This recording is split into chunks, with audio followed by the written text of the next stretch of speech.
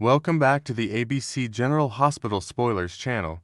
Today, we will dive deep into the explosive drama unfolding in Port Charles on Tuesday, October 21st, where alliances shatter, secrets erupt, and courtroom chaos threatens to upend everything we thought we knew. In a twist that's sure to leave fans gasping, the arraignment of Willow Tate and Nina Reeves promises not just routine proceedings, but a jaw-dropping curveball that could redefine their futures forever. Picture this, the courtroom packed with tense onlookers, Willow's face etched with quiet determination after months of battling health scares and family betrayals, while Nina, ever the resilient publisher, clutches her notes like a lifeline amid whispers of corporate sabotage. But, as the judge calls the session to order, an unexpected witness emerges from the shadows, perhaps a shadowy figure tied to the Metro Court intrigue who drops a bombshell revelation linking the charges to a deeper conspiracy, involving falsified medical records from Willow's cancer treatment days. This isn't just legal maneuvering, it's a calculated strike that forces both women to confront how their past decisions, like Nina's hidden identity as Willow's mother, have woven a web of unintended consequences, amplifying the emotional stakes as they fight not only for freedom, but for the fragile bonds they've rebuilt. Meanwhile, across town, Dante Falconeri pulls no punches in his urgent conversation with Michael Corinthos, urging the Quartermaine heir to step up and surrender to authorities if he's truly behind the frame job on Willow. Dante, with his detective's intuition honed from years of navigating Port Charles' underbelly, corners Michael in a dimly lit corner of the Quartermaine mansion, his voice low but insistent as he lays out the evidence trail: anonymous tips, tampered security footage, and whispers from ELQ insiders pointing to Michael's protective rage over his wife's ordeal. Michael, sweat beading on his forehead under the weight of fatherhood and legacy, fires back with a fierce declaration that echoes through the halls. He'll shield his children from any storm, even if it means bending rules or allying with unlikely partners like his Uncle Sonny's old enforcers. This exchange, in mere advice, it's a pivotal moment where Michael's moral compass wavers, hinting at a darker evolution from the once idealistic son to a man willing to gamble everything, potentially dragging the Corinthos empire into the crossfire and testing loyalties that have held for generations. Shifting to lighter but no less volatile territory, Brooklyn Quartermaine hosts the much-anticipated tea party she vowed to organize for Veronica Ronnie Bard, transforming the Quartermaine Gardens into a whimsical haven of delicate china, fresh scones, and blooming roses under a crisp autumn sky. Ronnie, the enigmatic newcomer with her sharp wit and mysterious past perhaps linked to old Casadini dealings, sips her Earl Grey with a sly grin, predicting that the afternoon will spiral into delightful mayhem as she bonds with Brooklyn and Olivia Quartermaine over shared laughs about fashion faux pas and family feuds. Olivia, ever the vivacious mediator, adds her signature warmth by sharing anecdotes from her Metro Court escapades, but the idyll shatters when Stella Henry, with her no-nonsense gaze, pulls Tracy Quartermaine aside for a hushed warning about brewing scandals, maybe whispers of financial irregularities in Tracy's latest ELQ scheme, or resurfacing dirt on Ronnie's true intentions. Before long, Tracy storms in like a tempest, her designer heels clicking ominously, unleashing a verbal barrage that accuses Ronnie of ulterior motives and Brooklyn of naive meddling, turning the elegant gathering into a battlefield of hurled teacups and exposed grudges that could fracture the Quartermaine clan's already tenuous unity. As the legal storm gathers, Nathan West corners Nina Reeves with probing questions about the plea deal dangling before her, a lifeline that could shave years off her sentence, but at the cost of admitting guilt in a scandal that tarnished her journalistic empire. Nina paces the sterile holding room, her mind racing through flashbacks of her bold exposes on Port Charles' corruption and the personal toll of her secrets unraveling. From the Avery custody wars to her fraught reunion with Sonny, Nathan, drawing on his own history of ethical dilemmas as a former cop-turned-lawyer, presses gently yet firmly, outlining how rejecting the deal might invite harsher penalties, including asset freezes that cripple Crimson Magazine. In a moment of raw vulnerability, Nina weighs the practicality against her unyielding pride, perhaps envisioning a future where she rebuilds from scratch, mentoring young journalists while mentoring her daughter Willow from afar. Ultimately, she teeters toward acceptance, recognizing it as a strategic retreat in a war where full surrender is an option, setting the stage for redemption arcs that echo the show's timeless themes of forgiveness and reinvention.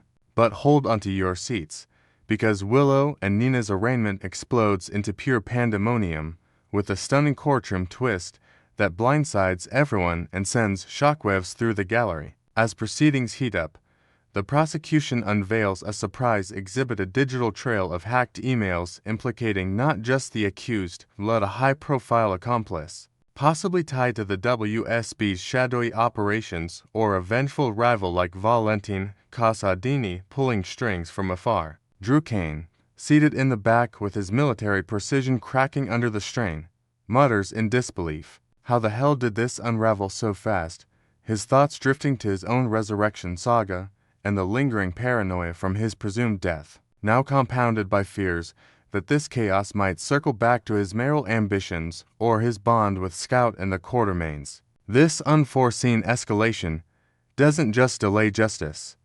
It ignites a chain reaction of alliances, forcing Drew to rally supporters like Curtis Ashford for off-the-books investigations, delving into layers of deceit that peel back Port Charles' facade and promise ripple effects on every major storyline. Deepening the intrigue, Dana's plea to Michael evolves into a tense standoff where the detective voices growing suspicions that Drew Kane might be the real architect of Willow's setup and, shockingly, even the one who pulled the trigger in that mysterious shooting tied to the waterfront deals. Michael, his jaw set in defiance, recounts his unyielding vow from the previous day's episode to prioritize family above all, illustrating it with vivid memories of Scout's innocent laughter and Wiley's trusting eyes, arguing that silence is his ultimate weapon against threats lurking in the Corinthos shadows. Dante, piecing together timelines from crime scene reports and witness statements, counters with evidence of Drew's erratic behavior post-brainwashing recovery,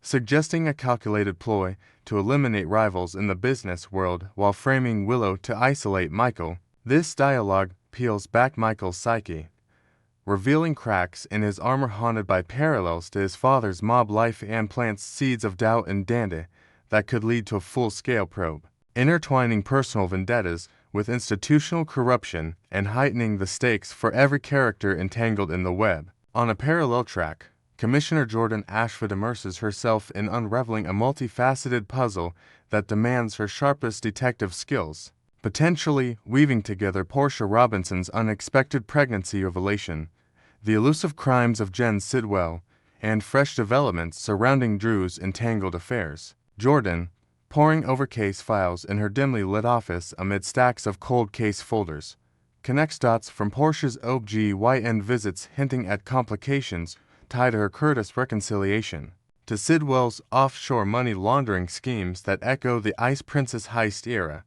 and Drew's volatile merger talks at Aurora that might harbor sabotage. Adding inventive depth, imagine Jordan uncovering an encrypted memo linking these threads to a broader syndicate preying on Port Charles' elite, forcing her to navigate ethical minefields like confiding in trusted ally Laura Spencer while balancing her mayoral oversight duties. This investigative arc not only spotlights Jordan's resilience amid personal losses, but underscores the show's knack for layering personal dramas with thriller elements, keeping viewers hooked on how one woman's pursuit of truth could topple empires. Finally, at Carly Spencer's cozy, fortified home, she extends an olive branch to Jack Brennan, inviting him to unburden himself about the web of deceptions ensnaring Jocelyn Jacks. Carly, her eyes flashing with the fire of a woman who survived FBI stings and corporate takeovers, serves coffee with a side of skepticism,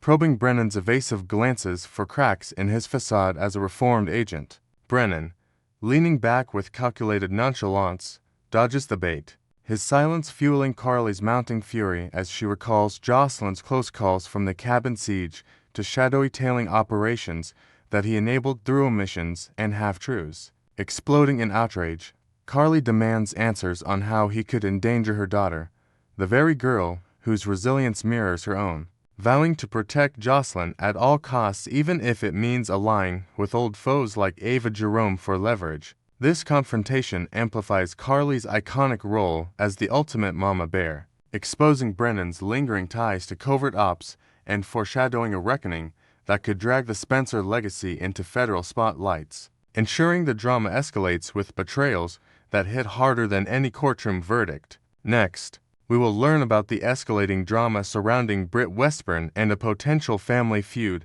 that could shake Port Charles to its core. In the shadowy undercurrents of Port Charles, Britt Westburn finds herself teetering on the edge of her deepest fears, as whispers of betrayal and manipulation swirl around her like a gathering storm. Recent developments suggest that young Charlotte Casadini, the resilient daughter of Valentine Casadini, might be drawing inspiration from the most notorious figure in her lineage, her grandmother, Helena Casadini, whose legacy of cunning schemes and ruthless vendettas has long haunted the Casadini dynasty. Helena's infamous tactics, from poisoning rivals to orchestrating elaborate deceptions, could serve as a blueprint for Charlotte's emerging strategies, transforming a simple family warning into a full-blown plot twist that no one sees coming. Charlotte's recent rendezvous with her father, Valentine, started on a deceptively warm note, filled with laughter and shared stories of their time apart amid the chaos of Casadini family obligations. But, as the conversation deepened, Valentine's expression shifted to one of grave concern, his eyes locking onto Charlotte's with an intensity that silenced the room. He pulled her aside in the dimly lit corner of the Metro Court lounge, urging her to heed his words carefully. Britt Westburn was not to be trusted under any circumstances, and Rocco Falconeri, the young boy Charlotte holds dear, needed to be shielded from her influence immediately. Valentine recounted fragmented tales from his own encounters with Britt's duplicitous nature, hinting at hidden agendas tied to her medical background and past alliances that could endanger anyone close to her. Charlotte, absorbing every syllable, nodded solemnly, her youthful face hardening with resolve. She knew her father's cautions were never issued lightly, especially given his own history of navigating treacherous loyalties within their family. The turning point came swiftly when Charlotte stumbled upon a seemingly innocent social media snapshot that ignited her suspicions into full flame. There, in the photo, was Rocco beaming alongside Britt, Nathan West, and Liesl Obrecht, captured during what appeared to be a carefree outing at the park, perhaps a picnic or a casual playdate arranged under the guise of friendship. The image, time-stamped just days ago, showed Britt's arm draped protectively around Rocco, her smile radiating a warmth that Charlotte now viewed as predatory. Nathan, Britt's brother, looked oblivious, chatting animatedly, while Liesl's sharp gaze seemed to scan the horizon for opportunities. This visual evidence struck Charlotte like a thunderbolt, confirming Valentine's warnings and amplifying her protective instincts. In that moment, memories flooded back of her own vulnerable childhood, evoking parallels to times when she felt isolated from genuine connections, fueling her determination to act decisively. Determined to safeguard Rocco from what she perceives as Britt's encroaching web, Charlotte is poised to launch a covert campaign to enlighten him about the risks lurking beneath Britt's charming facade. She envisions quiet conversations in the schoolyard or subtle notes slipped into his backpack, planting seeds of doubt without alienating him entirely. Yet, this mission is fraught with obstacles from the start. Rocco, who has been spending increasing time with Britt through shared activities like baking sessions at the Quartermaine estate or weekend adventures exploring the docks, has formed a genuine attachment. He might dismiss Charlotte's concerns as mere jealousy or misunderstanding, echoing the skepticism that has plagued Britt's reputation throughout Port Charles, where her reputation at the bridge stems from years of calculated moves in the hospital and beyond. Charlotte anticipates pushback, perhaps even Rocco defending Britt's kindness during a vulnerable period in his life following family upheavals. Compounding the challenge is Britt's grown fixation on Rocco, which borders on an unhealthy preoccupation that could blind her to external threats. Britt, ever the survivor with her history of outmaneuvering foes like her own mother Liesl during the Hunter storyline, has latched onto Rocco as a symbol of redemption, a chance to nurture, without the shadows of her past medical scandals or romantic entanglements haunting her. She's been showering him with gifts, from custom soccer gear to personalized storybooks infused with her wry humor, creating a bond that's hard to fracture. Keeping Britt at bay will require Charlotte to navigate this emotional minefield delicately, perhaps by rallying allies like Maxie Jones, who has her own complicated history with Britt, to subtly reinforce the narrative of caution. Still, Charlotte's unyielding spirit shines through. She's not one to retreat from adversity, drawing from episodes where she stood firm against playground bullies or family pressures. Reflecting on Charlotte's formative years, General Hospital enthusiasts will remember her as a precocious child who wielded influence far beyond her age.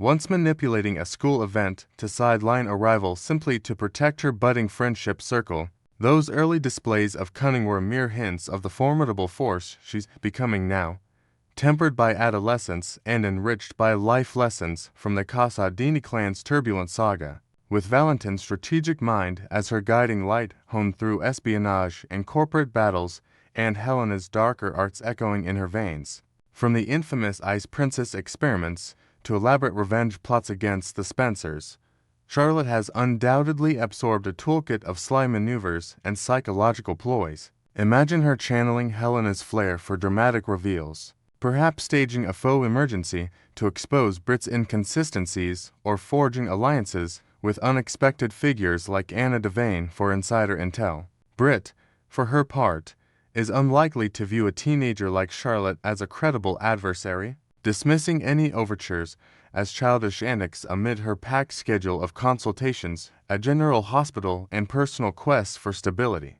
This underestimation could prove fatal to her plans, as Charlotte's innocence masks a depth of resolve that rivals seasoned schemers. Picture Britt laughing off a pointed comment from Charlotte during a chance encounter at Kelly's diner, only to later uncover tampered evidence or whispered rumors circulating among Rocco's peers. Charlotte might delve into uncharted lows, spreading tailored misinformation via anonymous tips to the Port Charles press, or even enlisting technical savvy to disrupt Britt's digital footprint, all in the name of preserving Rocco's safety. Her actions could escalate from subtle sabotage, like rearranging schedules to isolate interactions, to bolder confrontations that echo Helena's theatrical flair. The question lingers: to what extremes will Charlotte venture to excise Britt from Rocco's orbit? She could orchestrate a meticulously planned intervention, involving a staged revelation of Britt's past misdeeds,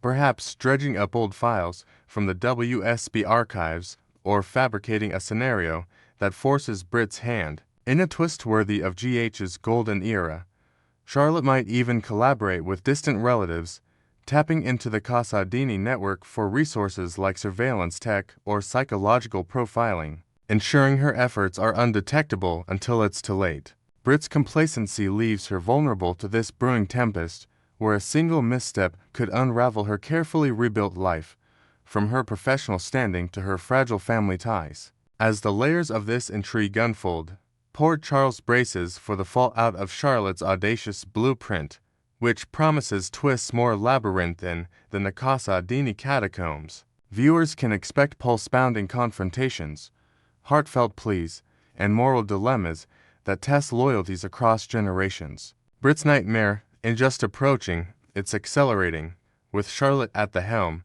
ready to steer it into uncharted chaos.